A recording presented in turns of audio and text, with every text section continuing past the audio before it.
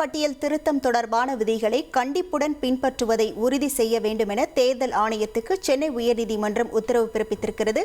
இது தொடர்பான முழு விவரங்களோடு இணைகிறார் நமது செய்தியாளர் சுரேஷ். வணக்கம் சுரேஷ், எந்த வழக்கின் அடிப்படையில் இந்த உத்தரவானது பிறப்பிக்கப்பட்டிருக்கிறது? முழு விவரங்கள்.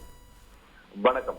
வாக்காளர் பட்டியலிருந்து தன்னுடைய பெயரை நீக்கியதை எதிர்த்து சென்னை வடபழனியைச் சேர்ந்த 70 வயது மணி என்பவர் உயர்நீதிமன்றத்தில் ஒரு வழக்கு தாக்கல் செய்திருந்தார். இந்த வழக்கை விசாரித்த உயர்நீதிமன்றம் வாக்காளர் பட்டியலிருந்து பெயர் நீக்கம் செய்யப்படுவதாக தொடர்ச்சியாக புகார்கள் தெரிவிக்கப்படுவதால் அதை தடுக்க எடுக்கப்பட்டிருக்கக்கூடிய நடவடிக்கைகள் என்ன என்பது குறித்து மனுவாக தாக்கல் செய்யும்படி தேர்தல் ஆணையத்துக்கு நீதிமன்றம் உத்தரவிட்டிருந்தது.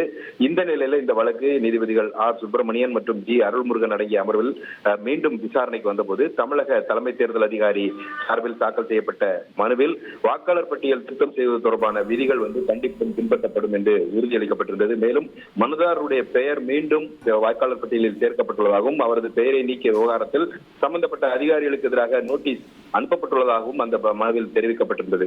இதனை பதிவு செய்து கொண்ட நீதிபதிகள் வாக்காளர் பட்டியலில் பெயர் நீக்கம் செய்யப்பட்டது தொடர்பாக எதிர்காலத்தில் எந்த ஒரு வழக்குகளும் வராத வகையில வாக்காளர் பட்டியல் திருத்த விதிகளை கண்டிப்புடன் பின்பற்றவை உறுதி செய்ய வேண்டும் என்று தேர்தல் ஆணையத்திற்கு நீதிபதிகள் உத்தரவிட்டிருக்கிறார்கள். அதே போல மனுதாருடைய பெயரை பட்டியலிருந்து நீக்கியது தொடர்பான அதிகாரிகளுக்கு எதிராக எடுத்துள்ள நடவடிக்கைகளை தொடர்ந்து விசாரித்து இறுதி முடிவை காண வேண்டும் என்றும் உத்தரவிட்டு இந்த வழக்கை முடித்து வைத்திருக்கிறார்கள்.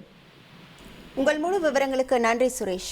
உங்கள் தந்திவன் தொலைக்காட்சியில் கணபதியே வருவாய் தினமும் காலை 7 மணிக்கு காண தவறாதீர்கள்.